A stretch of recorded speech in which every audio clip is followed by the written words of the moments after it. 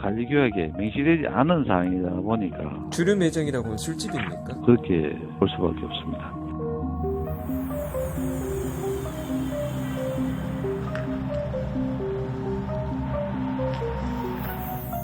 체계적으로 관리를 해보자 이런 차원에서 저희들 특별감사를 실시하게 되었고요.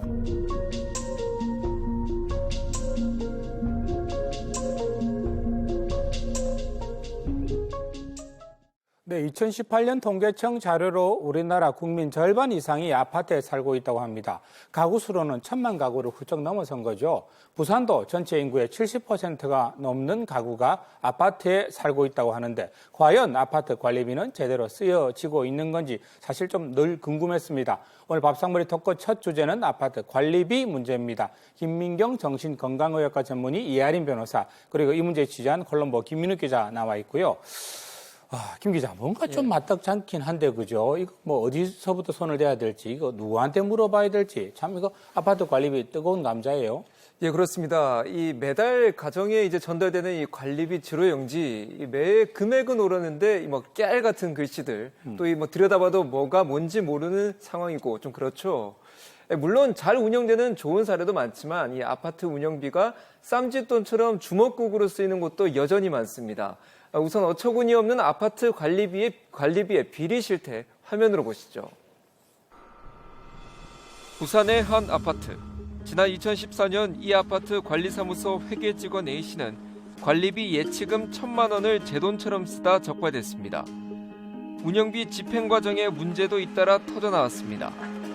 한 아파트 단지에서는 입주자 대표 회의를 끝내고 심야 시간에 주류 매장에서 집중적으로 운영비를 결제한 사실이 드러났습니다. 관리규약에 명시되지 않은 사항이다 보니까 주류 매장이라고는 술집입니까? 그렇게 볼 수밖에 없습니다. 아파트 입주자 대표 선거 과정에 문제도 터져나왔습니다. 입주자 대표회의 회장 선거 과정에서 한 후보자는 개인이 지출해야 할 선거 홍보물 비용 280만 원을 어이없게도 공금인 관리비로 지출하기도 했습니다. 회장이 직접 선거를 나갔다든지 동대표들이 나가다 보니까 관리규약에 근거 없이 나가다 보니까 적발된 사례로 판단됩니다. 주민들을 대놓고 속인 사례도 있었습니다.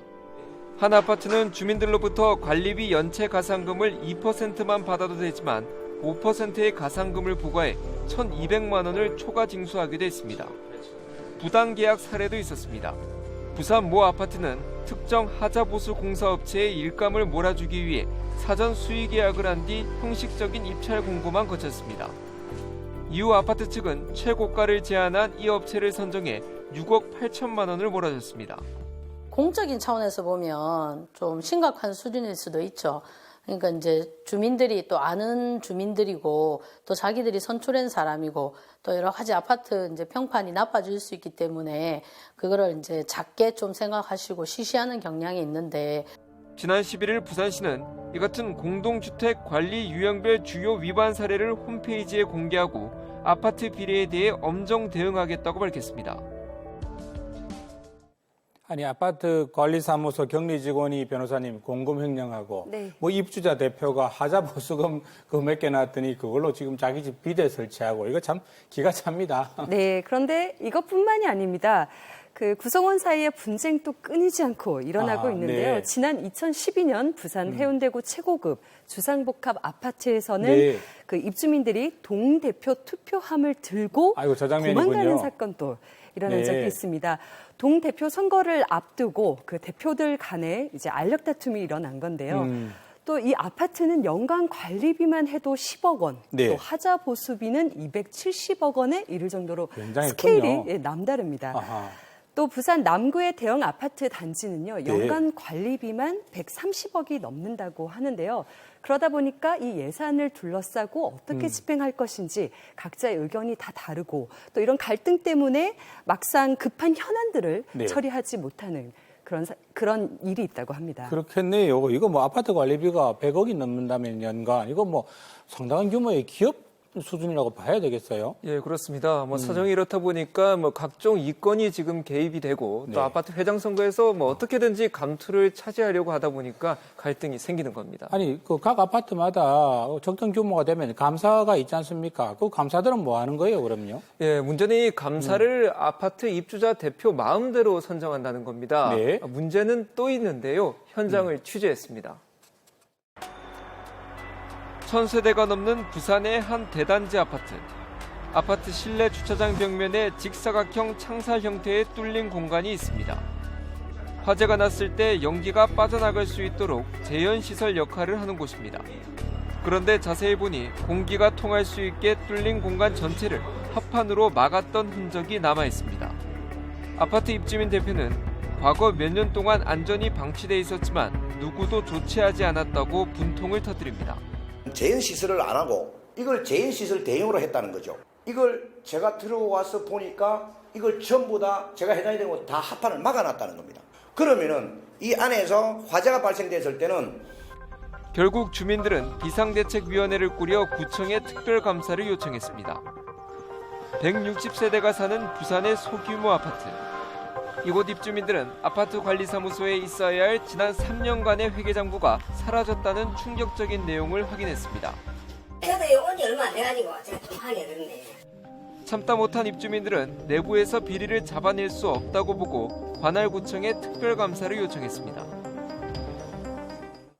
그렇네요. 구청에 전문가들이 있을 테고 또 별도의 또 이게 감사 비용을 받을 것도 아니니까 구청에 의뢰하는 거 괜찮겠는데 이거 지자체에서 이렇게 특별 감사를 벌이면 확인되는 사례들이 좀 있던가요?